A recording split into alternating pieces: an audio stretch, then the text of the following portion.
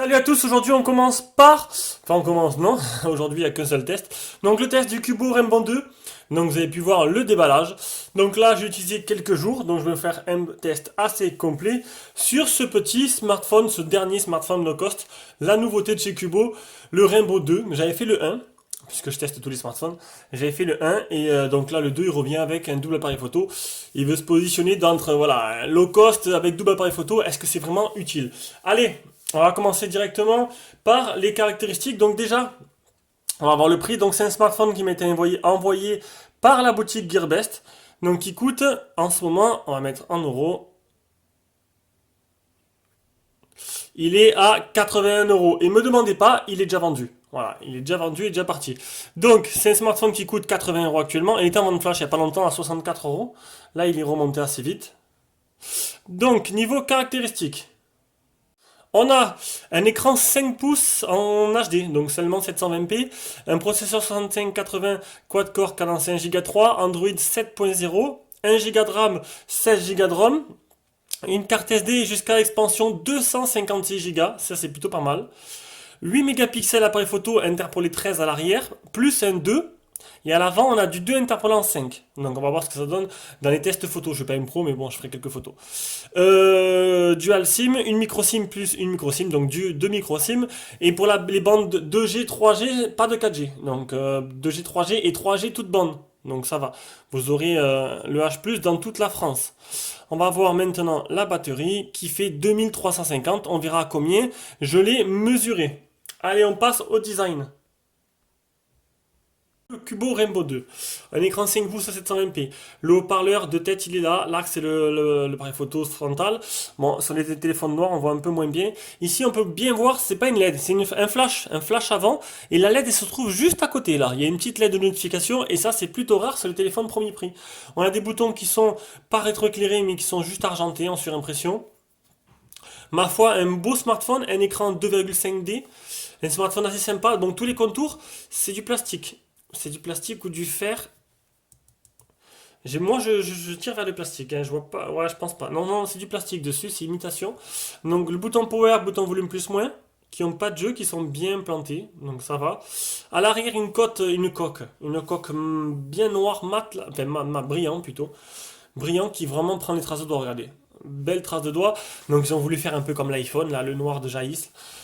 À l'arrière, un simple flash LED, un double appareil photo, donc 8 interpolé 13 et 2. On verra ce que ça donne. Au-dessus, le port jack, le port de rechargement. Donc c'est une coque qui est accessible.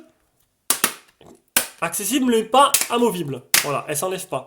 Elle n'est pas détachable. Alors, une micro SIM, deux micro SIM, une carte SD jusqu'à 256 Go. Et une coque arrière assez souple. Qui se ferme plutôt pas mal. Donc un design ben, sans plus, un peu passe-partout. Le noir, ça fait, voilà, c'est vrai qu'en noir, ça fait plutôt joli. Ça ressemble beaucoup à un iPhone. Maintenant, on est sur un budget de, bon, maintenant il fait 80 euros. Donc on va voir ce que ça donne. Je crois que j'ai tout dit. Ah non, le poids et la taille. Donc, le poids, alors il fait 156 grammes et la taille 14,4 x 7,2 x 8 mm, 8,3 mm d'épaisseur. Voilà, voilà, on a été plutôt complet. On passe à l'écran. Je vous l'ai dit, un écran en 720p sur du 5 pouces en 2,5D. Ma foi, un écran assez joli. Donc là, j'ai poussé la luminosité au maximum. C'est pas extraordinaire, mais un écran avec de belles couleurs assez joli qui est pas mal, qui est pas mal du tout. Pour le prix, c'est plutôt sympa. Cubo, ils m'ont toujours habitué à mettre des trucs assez sympas dans leur téléphone. Niveau réactivité de l'écran, alors là c'est autre chose.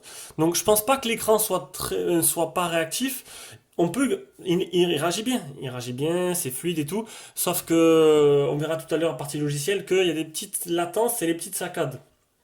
Donc niveau réactivité de l'écran pour écrire des SMS, je n'ai pas eu de problème. On verra tout à l'heure, je vous expliquerai. Niveau protection d'écran, donc il y a un film sur l'écran comme tous les téléphones chinois la plupart du temps. Le Miravision et l'appli Display Tester et Screen Touch Test on va faire maintenant. Donc on va voir s'il y a déjà le Miravision.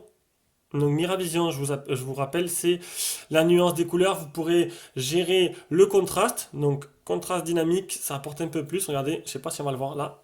Hop. Voilà. On voit la différence? Donc j'active le contraste dynamique, c'est plutôt joli. Et on peut régler mode image standard brillant au mode utilisateur, vous pouvez régler vous-même. Voilà, maintenant on va faire le screen touch test. On va aller voir un peu s'il y a des zones de l'écran qui sont... Qui... Non. Donc là, pour moi, il n'y a aucun souci. Et l'appli Display Tester.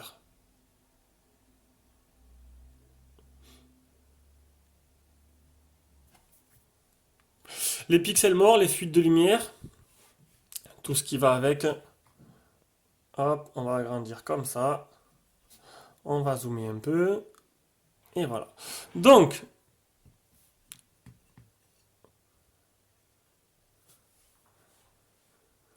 voilà, les couleurs sont très belles. Le blanc est bien blanc, etc. Le noir est bien noir. Donc pas de fuite de lumière, hein, rien du tout. Et ça, c'est plutôt sympa. Le multitouch. Ah, 10 doigts. Donc là, ah, 9, 9. Bon, l'écran est... Voilà. C'est un 10 doigts. C'est ou 2 ou 5 ou 10 de toute façon. Il ne peut pas être 8. Ça n'a jamais été 8. Alors, les photos réelles. On va refaire un petit... Hop. Voilà.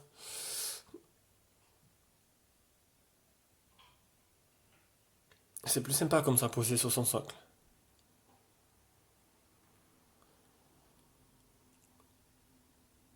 Donc voilà, un bel écran. Voilà, voilà. Décidément, je me rends compte que je dis toujours.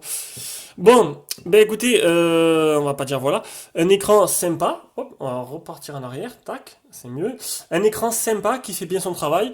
Dans la moyenne, pour le prix, c'est plutôt correct. Passe à la partie logicielle. Donc, partie logicielle, on a affaire à une surcouche Google No un peu. Bon, on va dire c'est Google No carrément, qui n'a même pas été retravaillé. C'est sans thème, sans rien du tout. C'est vraiment Android stock de base. Il tourne sous Android, on va le voir de suite. Hop, 7.0. Donc, on va zoomer un peu. Android, voilà, on va s'approcher un peu. Tac. Voilà, c'est mieux comme ça.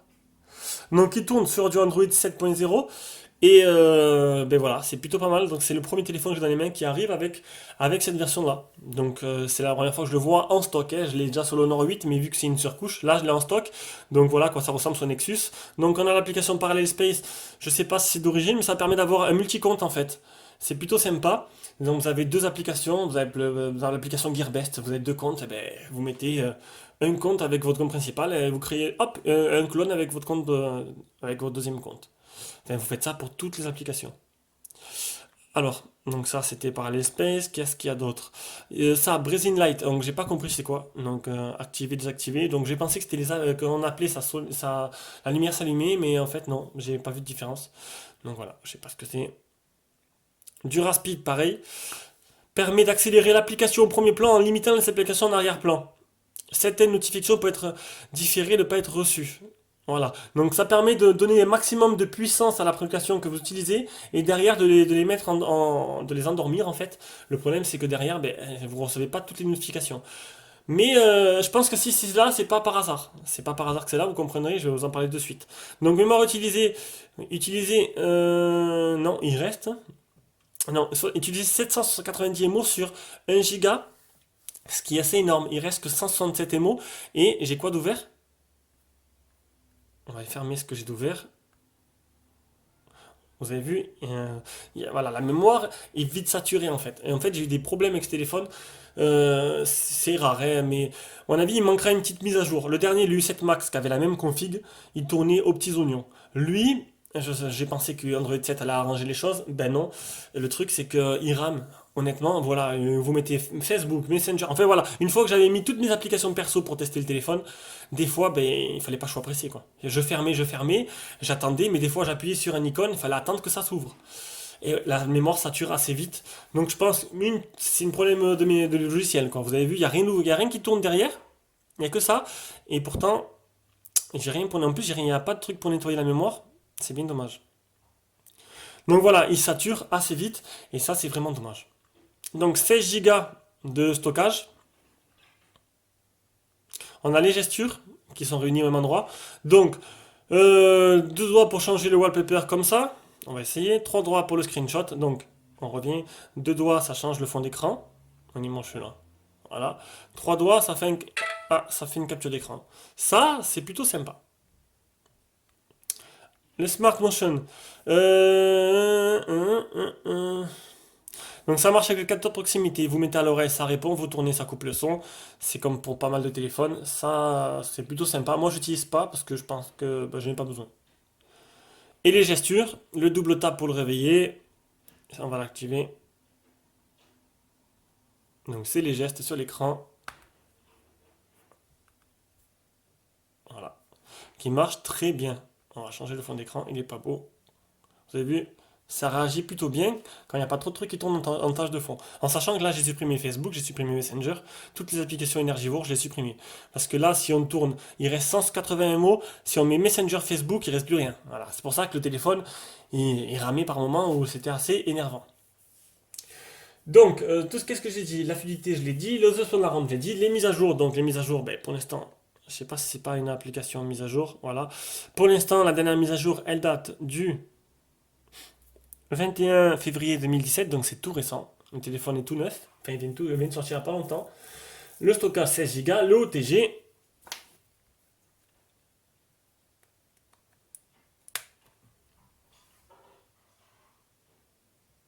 Non, je me doutais bien. Ah si, eh ben écoutez, il fait OTG. C'est plutôt pas mal parce que pour ce prix, il fait OTG. Le test anti-malware. Alors, la galerie. J'ai pas de conneries dedans. Des fois, ça m'arrive. Le test anti-malware, il est où, il est où, il est où? Il est là. Donc, aucune infection. Donc voilà, c'est plutôt sympa. Il n'y a pas d'infection. La ROM est plutôt propre. Et on finit par l'appli Display Tester. Non, pas Display Tester, Fan Tester. Je me mélange les pinceaux. L'état des capteurs, donc l'accéléromètre, le capteur de lumière et le capteur de proximité, c'est tout. Voilà, qui marche très bien. C'est tout ce que vous avez dedans. Donc, une partie logicielle qui devrait être améliorée. C'est rien, la ROM elle bouffe trop de mémoire. Il faudrait que la prochaine mise à jour devrait, je pense, régler ce problème-là. J'espère que Kubo va s'en occuper. Allez, on continue. Aux performances, donc, le Antutu 24402, donc c'est bien du 6580, ça correspond. 1792 pour le PC Mark. Le Epic Citadel 41,8, c'est un bon résultat. 574 Geekbench et 410 single core et 1183 multicore. On passe directement au jeu. Et on commence par Rayman. On va voir ce que ça donne.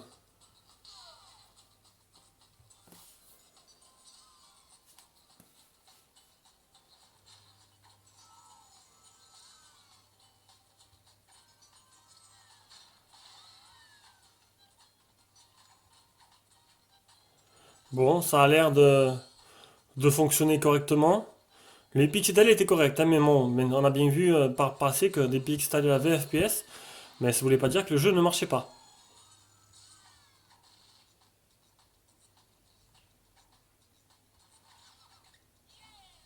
Donc c'est plutôt correct, ça va. Ça a l'air de bien fonctionner. Maintenant, D-Trigger 2, on va voir un peu ce que ça donne. Donc il tourne en performance moyenne, hein, il n'est pas en performance élevée. On peut pas. Le tactile réagit bien, il a l'air assez précis. Le jeu ne lag pas.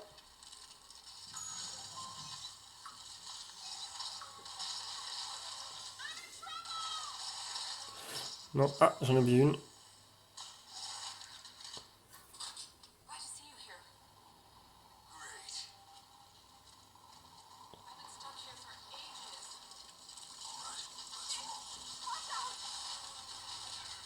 Non.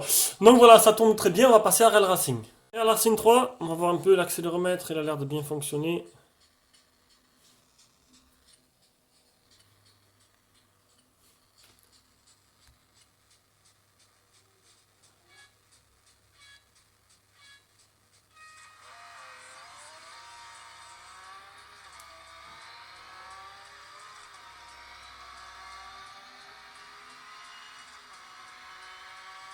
Je suis toujours impressionniste qu'on peut avoir comme qualité maintenant sur mon smartphone.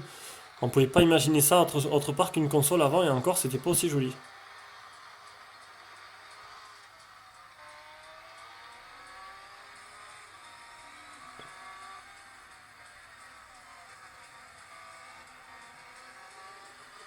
Mais écoutez, ça marche nickel, hein, mais c'est même vachement jouable. Honnêtement, niveau performance en jeu, eh ben, il y a tout qui est nickel. Allez, on passe à l'appareil photo. Le logiciel photo, il est plutôt banal. C'est ce qu'on retrouve exactement pareil sur tous les téléphones chinois, qu'il n'y a pas de surcouche dessus. Excusez-moi. Donc c'est plutôt simple. Donc on va voir de suite les échantillons que j'ai pris. Je vous rappelle, c'est du 13, non c'est du 8. 8 et 2, voilà. 8 interpolé 13 et 2, et devant c'est du 2 interpolé 5. Donc on va voir. Donc déjà la caméra de devant. Donc vous les voyez normalement en grand écran, hein, les photos. C'est pas extraordinaire. Faut que je me rase un peu, je crois. Une petite vidéo.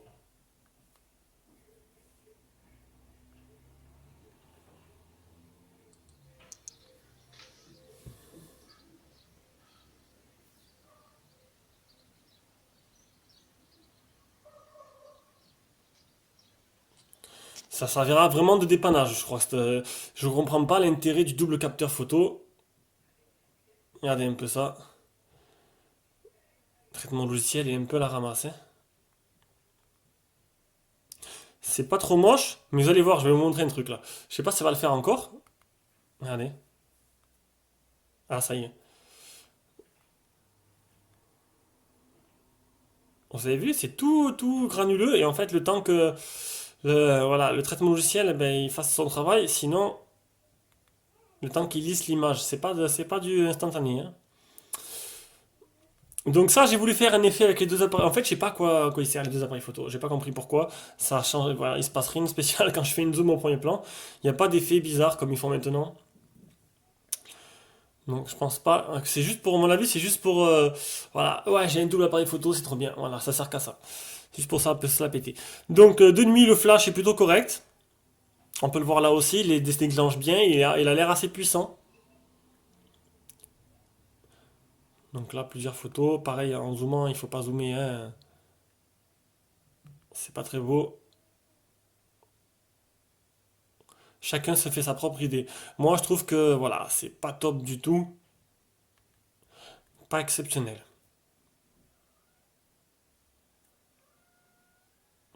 En pleine luminosité, c'est sûr que ça rend déjà mieux, mais bon, dès qu'on zoome un peu, voilà. Bon, voilà, passable. L'U7 Max était beaucoup mieux.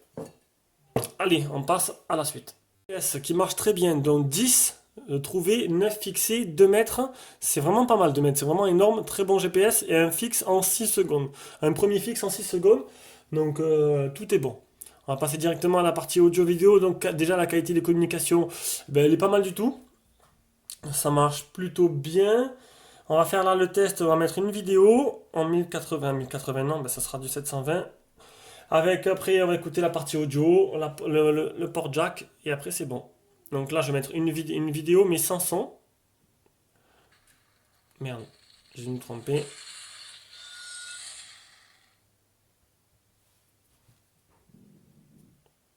Le temps que ça charge, on va couper.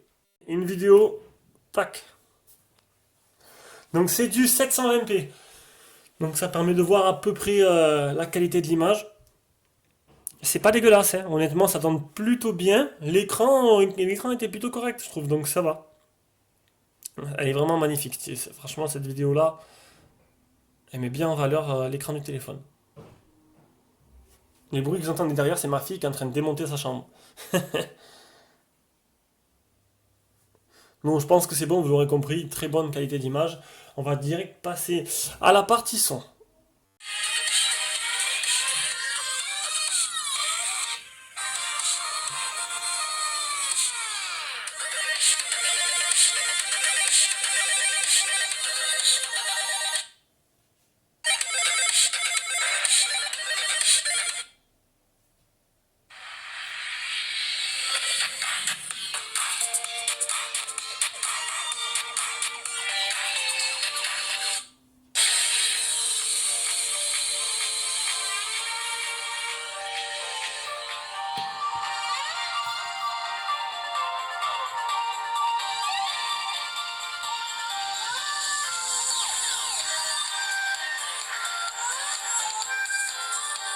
Un haut-parleur plutôt sympa, qui prodigue un son pas extraordinaire, pas assez grave, mais plutôt correct. Et de toute façon, pour le prix, on va pas non plus attendre des miracles. Alors, est-ce que je l'ai éteint? Ouais, on va tester juste mettre le port jack pour confirmer qu'il marche plutôt correctement.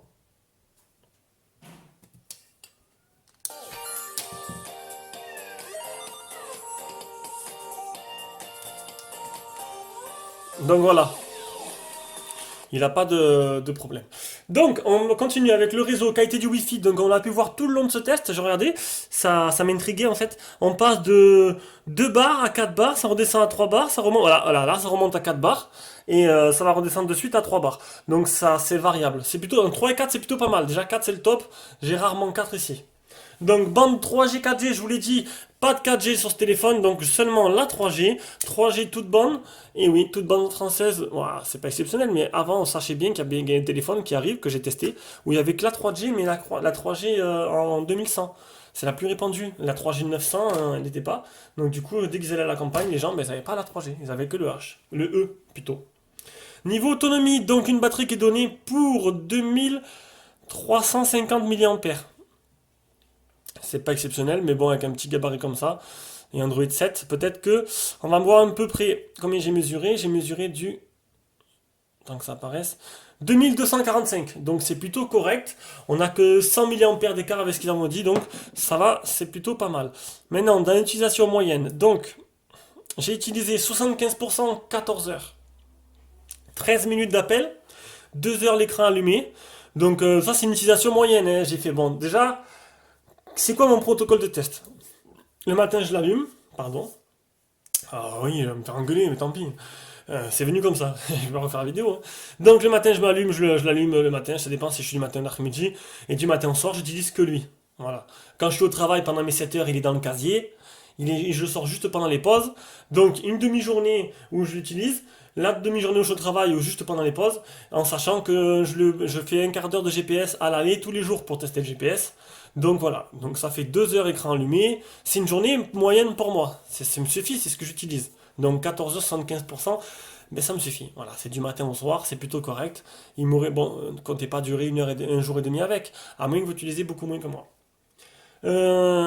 Ça c'est fait. Donc après, qu'est-ce qui me manque? Le graphique, voilà, un beau graphique assez régulier. La capacité de rechargement, j'ai pas réussi à la faire. Donc je sais pas si c'est Android 7, mais en fait il m'a affiché 0. Donc je sais pas, c'est pas l'application peut-être pas compatible avec Android 7. Donc j'ai pas réussi à la faire. Donc il manque plus que le test PC Mark 5h56, qui est un bon résultat, hein, ma foi, qui est un bon résultat par rapport à d'autres téléphones. Donc ben, écoutez, voilà, j'ai fini la partie autonomie. Donc conclusion de ce smartphone.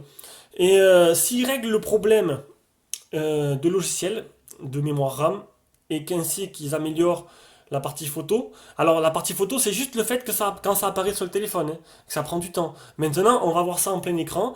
Vous verrez bien en plein écran ce que ça donne sur votre télévision. Voilà, s'il règle ce problème logiciel avec une mise à jour, eh ben, il est plutôt sympa ce téléphone.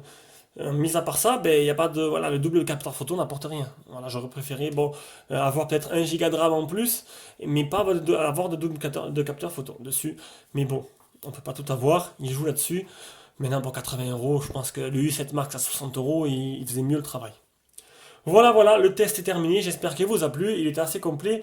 Prochaine vidéo, le X527 en test, qui est déjà vendu, ne me demandez pas. Et oui, j'ai fait le déballage. Une demi-heure après, t'es vendu.